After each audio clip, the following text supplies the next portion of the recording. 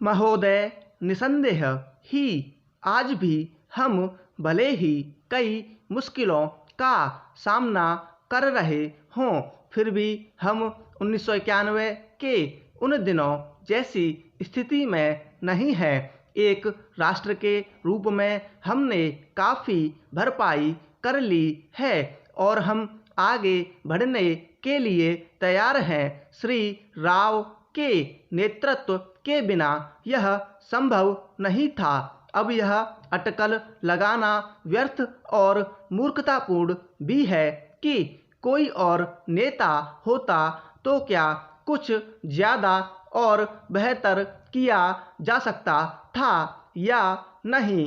तथ्य यह है कि वही नेता थे जिनके कारण हम एक ऐसी स्थिति तक पहुंच गए हैं जो देश और उसकी तरक्की के लिए निरापद है।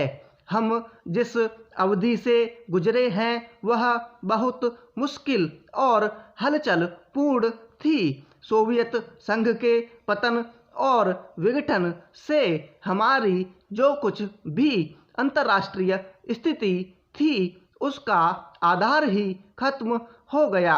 ऐसा लगता है कि हमारे देश में कुछ लोग इस घटना का पूरा मतलब नहीं समझ पाए हैं। बेशक यह कम्युनिस्टों और आधुनिक समाजवाद के अन्य समर्थकों के लिए बेहद चिंता का विषय था।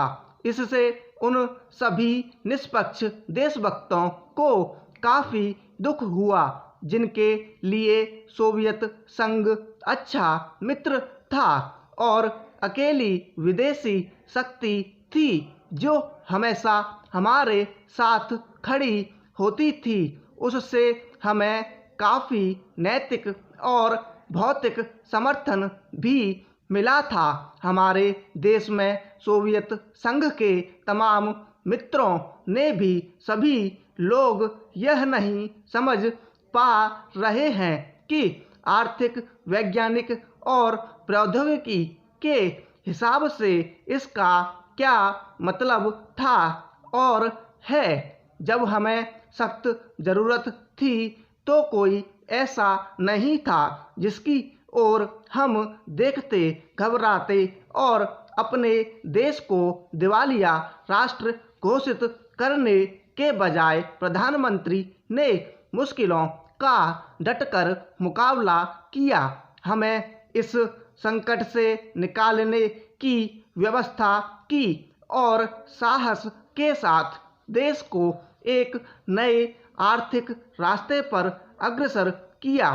कांग्रेस ने अपने चुनाव घोषणा पत्र में इसकी मोटी रूपरेखा न बना ली होती तो बेशक यह संभव न हो पाता। इस घोषणा पत्र के मुख्य निर्माता स्वयं राजीव गांधी थे और इसे तैयार करने में श्री राव उनके मुख्य सहायक थे। देश को संकट से उबारने और नए आर्थिक रास्ते पर ले जाने में बेशक मनमोहन सिंह की देशभक्ति, विद्वत्ता और ख्याति महत्वपूर्ण कारण थे।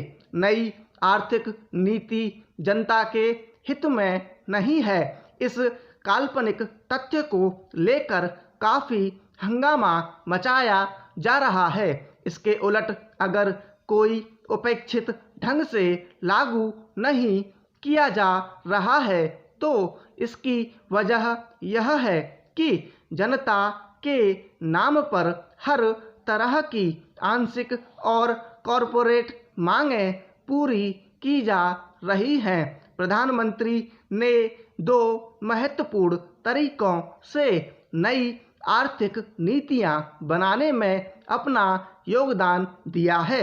सबसे पहले तो उन्होंने नई नीति लागू करने के लिए मध्यम मार्ग अपनाने पर जोर दिया है।